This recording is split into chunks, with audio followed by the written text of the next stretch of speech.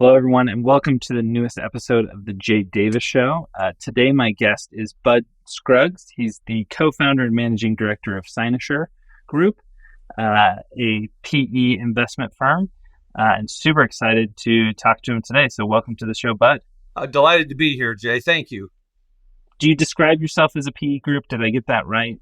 Do you kind of put yourself in a different category? Yeah, we're a private equity fund. The Cynosure Group has kind of four different distinct lines of business. That does comprehensive portfolio management. It does wealth advisory. There's a hedge fund, but most of us here are focused on private equity. So we Okay, we have our focus is on founder owned and founder led private equity. awesome. That's great. Can you give us a background on kind of how you got into the world of private equity and investing and all of that? Well, it's a very tortured story, so I'll let you drill down where you think it's interesting. But my background, I went to BYU undergrad, BYU law school, fully expecting to work in politics and government. I never really planned on being a lawyer. And when I graduated, I'd worked on numerous campaigns through high school, college, law school, and went back and worked on the Senate Judiciary Committee for a year right out of law school, and that was back in 1984 in the dark ages. And after a year of working back there, my friend I'd worked on campaigns with him, Mike Levitt, encouraged me to come out to Utah, and we started a political consulting firm, an advertising agency focused on politics and public affairs. And I did that for 4 years, and then one of the campaigns we helped on was Governor Bangerter's reelection campaign in 1988, and he asked me to come up and be his chief of staff, which I did for 3 years. And during that 3 year period, and for a couple years prior, I had taught one course a year for BYU's political science department, and just loved it. And so when I got ready to leave the chief of staff job for Governor Bangerter, BYU was kind enough to have me come down as a professor and on tenure track. And I was 4 years there and 4 years there and 1 year as a visiting professor, a visiting assistant professor at UNC Chapel Hill.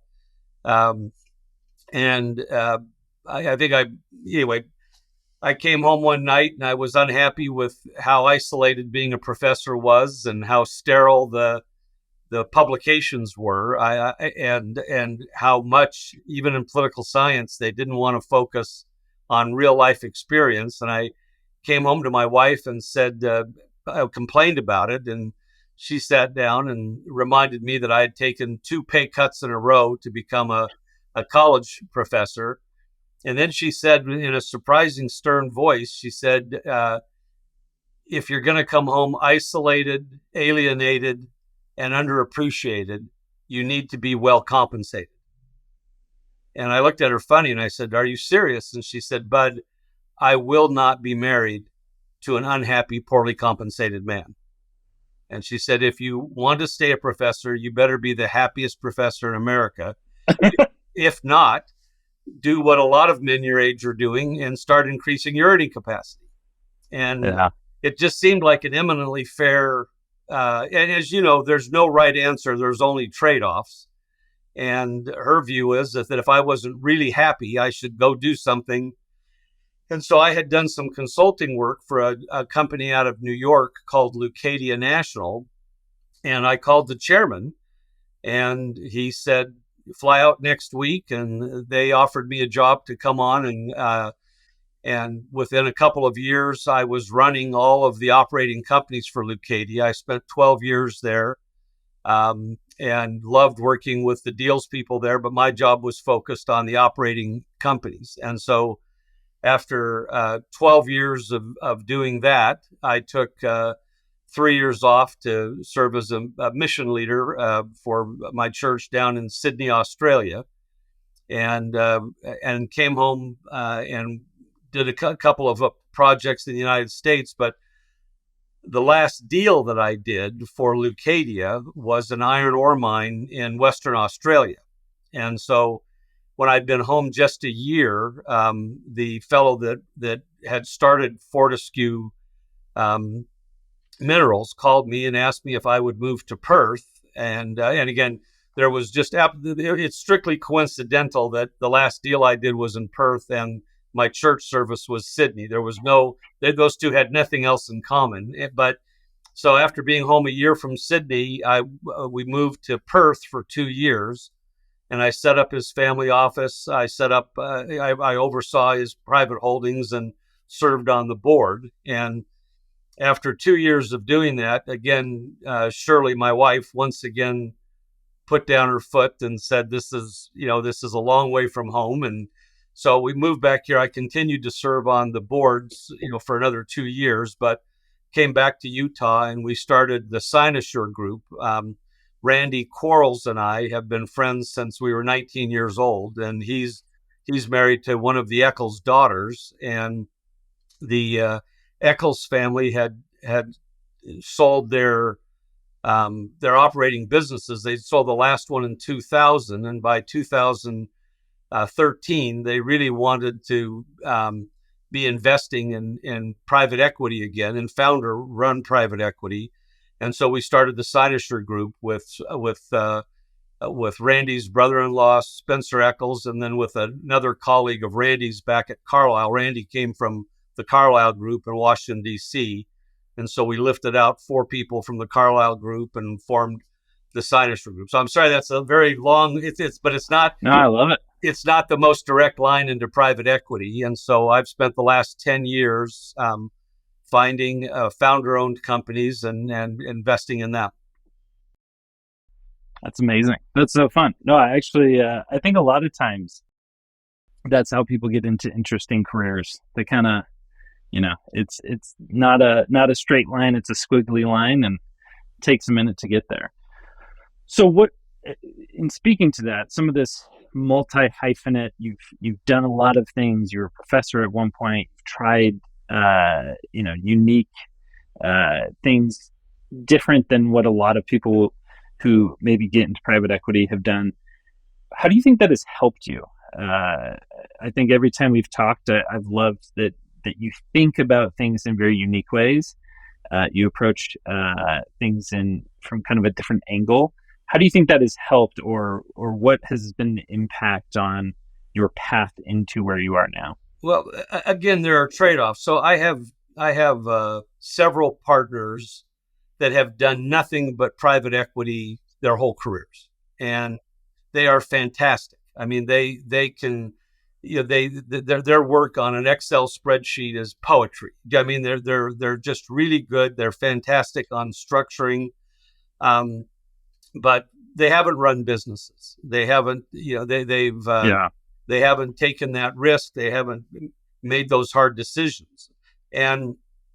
But there's really two parts of the question. And one is, there's a book called Range by David Epstein that talks about the importance of sampling different things. And I said to a group once that was on the question of finding happiness in work. And, the old adage that I climbed up the ladder of success only to find it was leaning on the wrong wall. And we talk about that as if that's a bad thing. You get incredible perspective and views from that ladder. And the fact that you have to move the ladder and look at another wall is enriching. And so I mean that on a personal basis as well as a private equity. So, having run businesses, and part of my job at Leucadia for the first few years I was there was actually running business. I've had to do a layoff. I've had to do cost cuts. I've had to make hard decisions about which lines of business to focus on. And there's no substitute for that. And so I think that and again, even my experience in politics and government, I mean, try naming an area of commerce today that doesn't bump in to regulation or taxation or just the law. And so I think the variety of experiences. So I'm a generalist in the sense of my focus is on operations. And so for me to be effective, I really need to be matched with a specialist, and that's what I've always done my whole life. I think there's what's the old expression? All God's children have a place in the choir. Some sing lower and some sing higher, and Yeah. and so there's room for both. Yeah. Well, I think that's so much. One of my takeaways is I've been in entrepreneurship, and is so much of entrepreneurship is people, and sometimes we forget that, and we can forget that it's it can almost seem like a factory, and then you remember that it's like, no, this is just a group of humans, and you're trying to pair kind of like, oh, that interesting, unique mix of skills combined with this, does that produce magic, or does that kind of produce disaster? And it's moving all those pieces around constantly to kind of find that synergy that gets really exciting. So I think that's great advice. What do you think that entrepreneurs don't understand that you wish they did understand about investors and investing? Well, I so first of all, I want to highlight something that I know, Jay, that is that I am not an entrepreneur. And that's really an important piece of self-knowledge. I'm a business executive. I'm an operations. So when I meet people like you that are true entrepreneurs, the first thing that's important to highlight is that we're very different. Yeah. And I don't. So for example, I'm extremely risk averse. All right. So an entrepreneur, almost by definition, is willing to take risks. And Yeah. one entrepreneur that I helped make a whole lot of money used to refer to me as the lead in his backpack. And Yeah. and it turns out rucking is important. Did you? I mean, Yeah. but I think what I wish most entrepreneurs understood is number one, there's no substitute for focus. Okay. Yeah. Number two, that unless again, I know it's hackneyed, but the idea of what is the job we're trying to do, or said another way, what value are we really creating? And one of the things that I think has been, and Jay, I know that you've seen it, but we had probably maybe close to 15 years where investors would come into companies and not seem to be very focused on cash flow or getting to break even.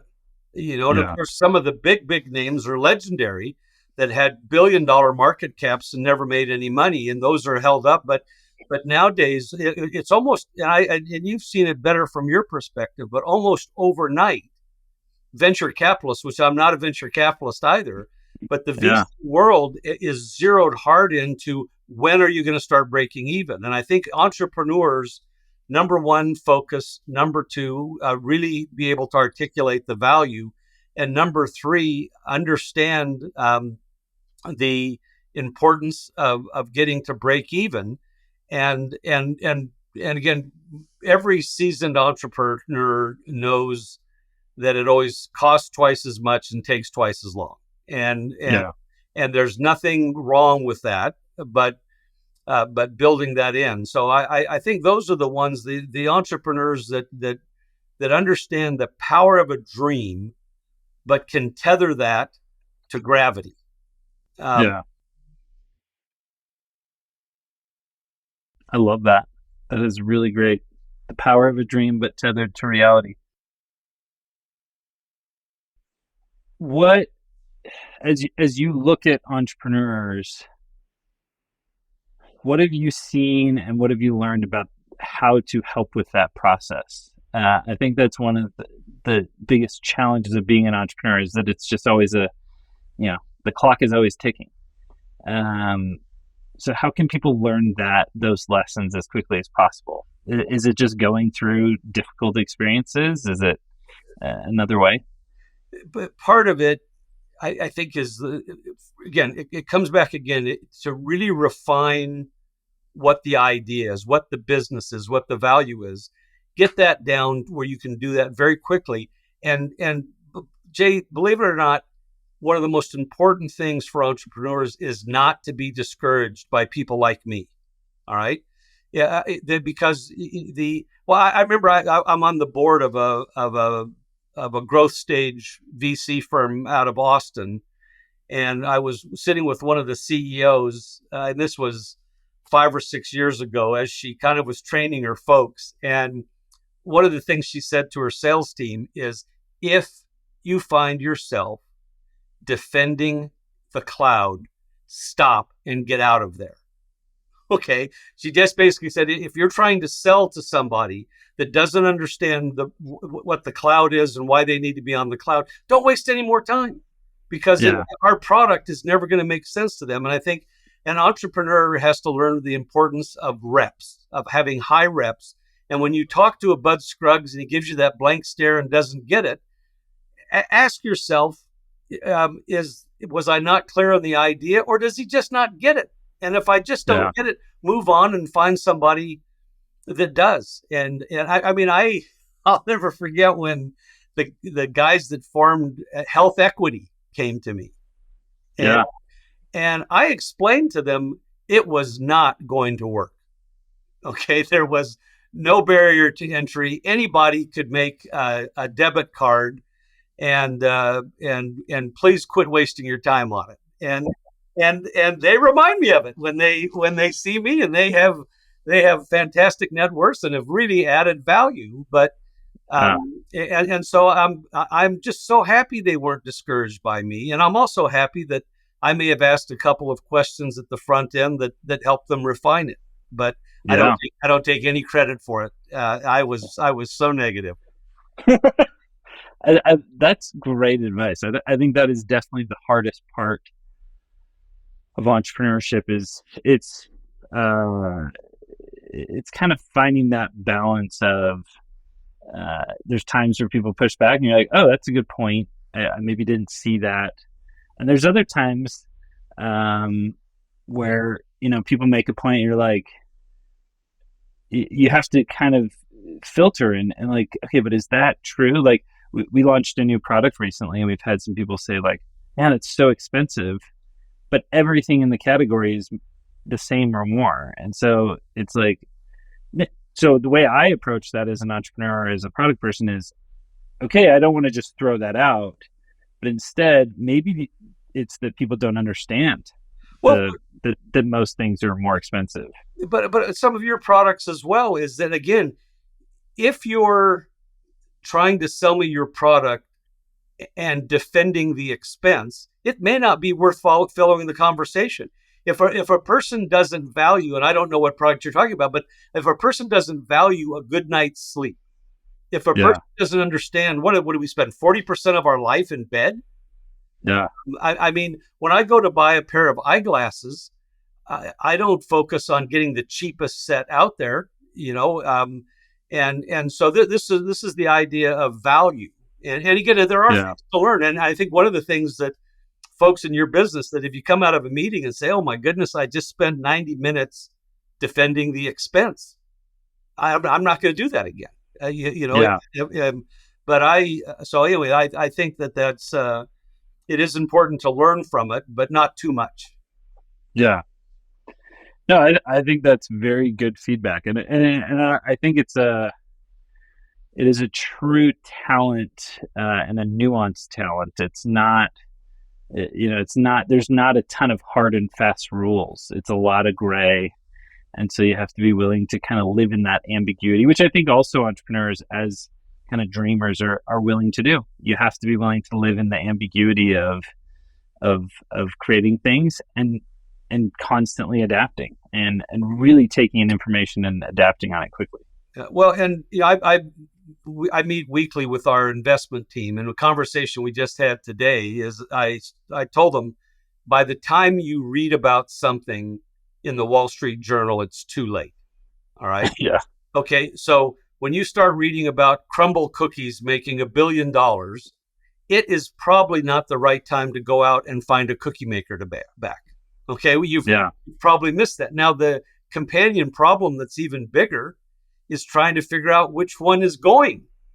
Yeah. before it happens. But I think, but I want to come back on one thing that I should have talked about earlier, Jay, and you're almost a personification of this. At the end of the day, you bet on people, okay? And entrepreneurs, there's two classes of entrepreneurs. Those that need to learn how to make themselves transparent as good, quality, curious, hardworking, intelligent, the grit Yeah. entrepreneurs. And there's those entrepreneurs that need to be much less transparent because they're simply trying to make a fast buck and are going to try whatever they can, and they're just looking for a greater fool. And Yeah. and I think that when you meet entrepreneurs, it turns out that God made a lot of smart people. There's no shortage of smart people.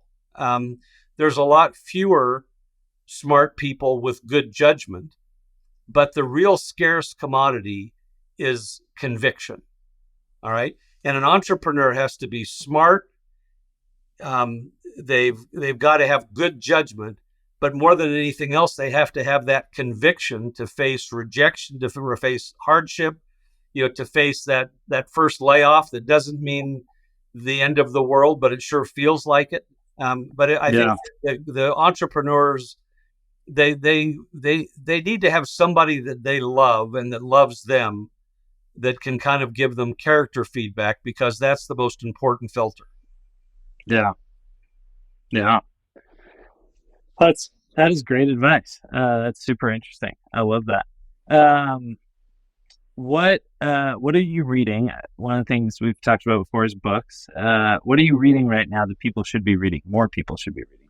Well, I tend to reread, and I know this is a worn out recommendation, but Seneca's on the shortness of life. I Yeah. just started that again yesterday, and I don't know what time this is, but also at my age, I'm starting to think about that more. But I think it's applicable. Again, it's out of the Stoic tradition.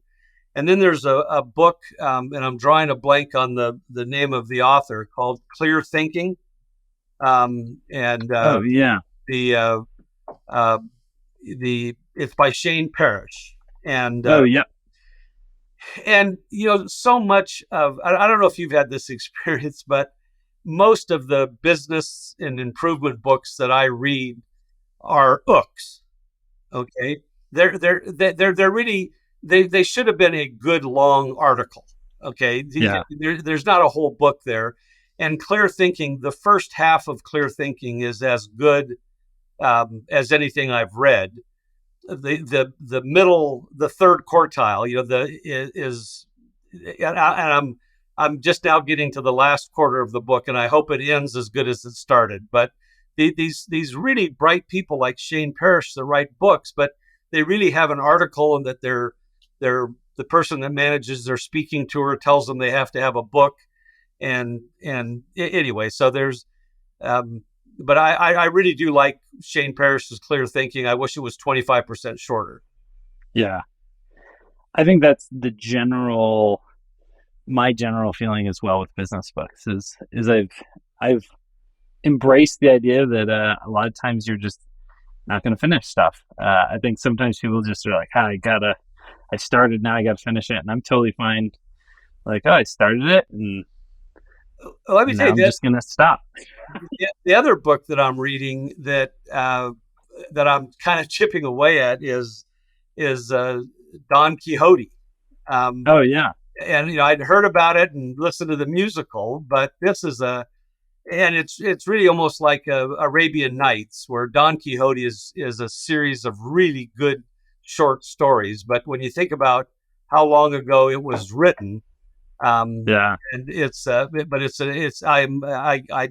I don't know why. I wanted to read it, and I'm really really enjoying it on the fiction front. Yeah. I can't remember if, I think last time, because I actually noticed that last time we talked, I actually ordered Clear Thinking. Did we talk about Same as Ever? Yeah, no, I love Yeah, Same as Ever, and again, it's another book that's 25% too long, it's yeah, a, but it's an awfully good book. I liked it a yeah, lot, and in fact, we got it for all our employees along with Clear Thinking, and there were just some really good things in there, and Same as Ever really comes down to that question of true value. yeah, That's what people care about. yeah. No, it's really interesting. What is an example of an investment that you've made where you just kind of the second you saw it, you were like, this is something. Have you had that with certain investments? Well, I have, but that early instinct is a terrible predictor. Okay. Really? Yeah, yeah. No, I mean the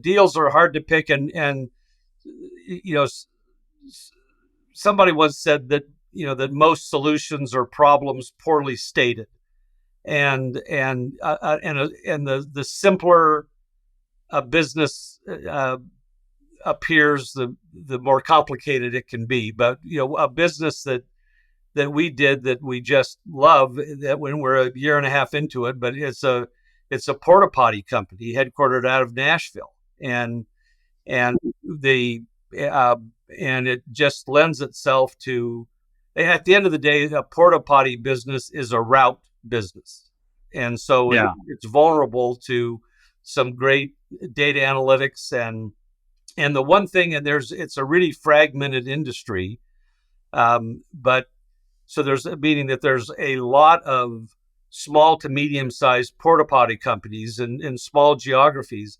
And the one thing that every porta potty company owner has in common is none of them have a son or daughter that wants to go into the business.